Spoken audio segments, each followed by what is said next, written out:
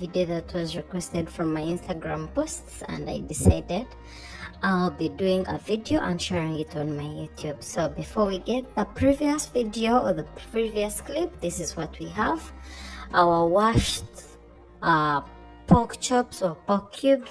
That also has some bones in there, but no pork belly. So this is less fatty than the other common or regular pork that is like way fatty as the beef part. I have my chopped vegetables. I have carrots, I have green peppers, yellow peppers, onion and garlic in this bowl. And then in the other bowl, I have about 3 chopped tomatoes and a tablespoon of tomato paste. This is going to help me thicken up my stew and also add in some color and flavor. And then on my spice plate, I'm going to be using less spices. Anyway, they are not less, they are like 4 of them. I have paprika, black pepper, simba, and some seasoning cubes. Those are Reiko cubes. And this is how simba looks like. It's like a staple spice in Uganda. It has a mixture of them in there. Yeah, I don't know if it's out there also. And then I'll be using some superior dark soy sauce. So what I'm going to do is put my pork into my cooking pan, the pan I'm going to be using. This is the same way we're going to be doing the beef. By the way, I've also remembered someone was asking for the same recipe, so I'm going to always be referring to this video in case someone asks me for the thick beef stew that I always make. So this is it. Season it with salt and let it cook down. This is how I do it in my house.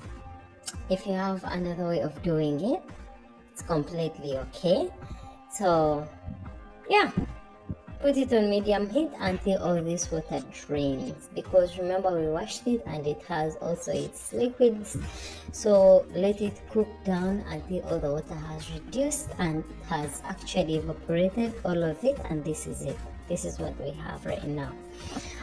This pork didn't have a lot of fat, so as you can see, it's not so oily down there, and we cannot now go on ahead and let it brown anymore. I'm going to go in with my chopped vegetables, the onions, garlic and green peppers and carrot, and I'm going to mix this, get them to understand what is in the hot pan. Okay, get to know each other, and then I'll cover it and let them sweat in there so that I develop some flavor before adding in the rest of the ingredients. It's going to help you actually like have this aromatic situation in your pot. I don't know if you get me, but if you add in like everything back to back without giving them time, it just doesn't come out so perfectly. So give it time. As you can see already, the pan is already deglazing, so everything is good. You can imagine the aroma in this kitchen. Anyways, I'm going to go on ahead and add in my chopped tomatoes and mix them inside and let them also feel the heat and loosen up to give me a gravy that I want. You can peel your tomatoes, you can deseed them, you can grate them, or you can fine chop them, whatever you prefer. Okay? Yeah. You have no option, you have to say yeah. So anyways, I'm adding in my tomato paste. I told you this is supposed to help me with thickening, and that much I didn't use a lot of them, so also adding like a flavor and also the color. Yeah, somehow it adds in the color. So anyways, after mixing everything here, I'm going to cover it again. I'm developing my flavor, so I'll cover it again and let the tomatoes get to pick up the salt, pick up all the flavors from the onions and the bell peppers and everything. And once they are this loose and can actually easily mash, then I know I'm making progress. Now at this stage, I'll add in my spices.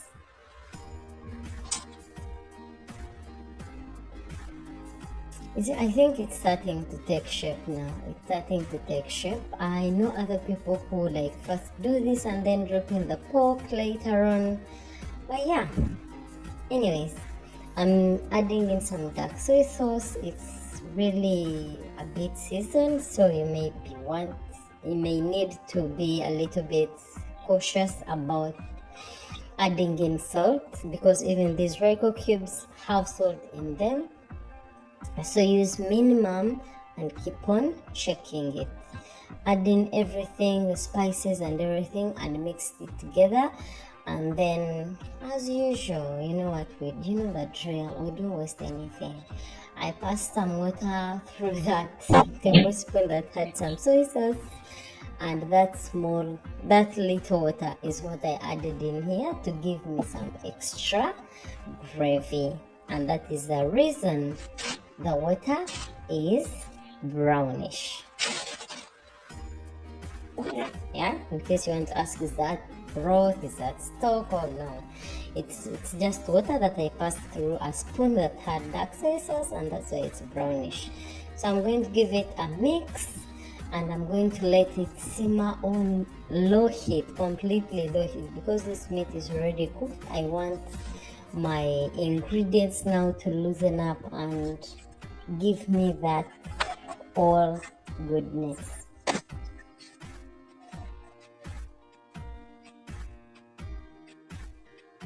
So I'll leave it there to simmer, and right now I'm going to boil what I'm going to be eating the pork with, and that is matoke. This is called mpogoro in my language. We just boil them with their peelings and they taste perfect. So anyways, they are ready, and the pork is also ready. Just decrease the bottom of the pan to get everything that belongs to you off that pot, because it doesn't belong there. Okay, yep. Anyways, if you haven't subscribed yet, I don't know what you are after, because apparently most of my viewers here are not subscribers, and it really puts me back there. If you're one of those people who haven't subscribed, please subscribe. Anyways, my pork is ready. I just garnished it with some chopped cilantro or dania or coriander leaves, and I just give it a mix and I'm done. I'm just going to serve it now, and yeah, there we go. So the next time you go to a pork joint and they are serving you something and you smell this one, I'm sure that you know what to do, and you go home and do yourself justice. Thank you so much for watching up until this time. I love you so much for supporting me on Instagram here, and subscribing and sharing my videos with your friends. I really appreciate it. I'll be seeing you soon in my next video. Bye.